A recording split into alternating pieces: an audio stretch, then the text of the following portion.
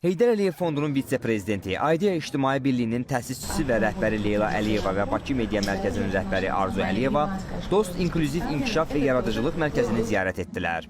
Mərkəzdə təşkil olunan tədbir çərçivəsində Leyla Əliyeva və Arzu Əliyeva həssas qruplara aid şəxslərin yaradıcılıq prosesi, həmçinin təlimçi və benefisiarların duluzçuluq, xalçaçılıq və təsviri incəsənət sahələrində gördükləri iş prosesi ilə yaxından tanış oldular.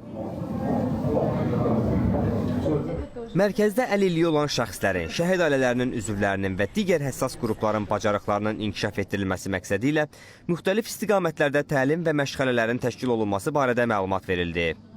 Eyni zamanda benefisiarlar sosial-psixoloji dəstəyə yönəlik reabilitasiya xidmətlərinə də cəlb olunurlar. Bildirildi ki, mərkəz və onun İsmayıllı və Bərdədə yerləşən Dost evi filiallarında ümumilikdə 700-dən çox şəxsə xidmətlər göstərilib. Hal-hazırda isə 200-ə yaxın benefisiar müxtəlif sahələr üzrə təlimlərə cəlb olunmaqla onların şəxsi və peşə bacarıqlarının inkişafına dəstək göstərilir.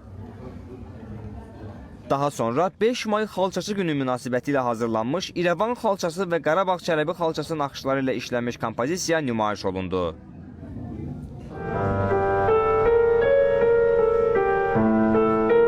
Proqram çərçivəsində Leyla Əliyeva və Arzu Əliyeva 2 saylı 18 yaşına dək əlilliyi müəyyən edilmiş şəxslər üçün sosial xidmət müəssisəsinin sakinlərinin ifalarını dinlədilər.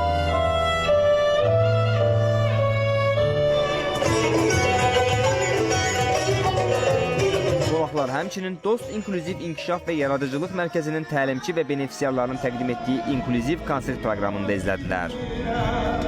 Tədbirin sonunda Aidiya könüllülərinin iştirakı ilə mərkəzin həyatyanı sahəsində ağacəkmə tədbiri keçirildi.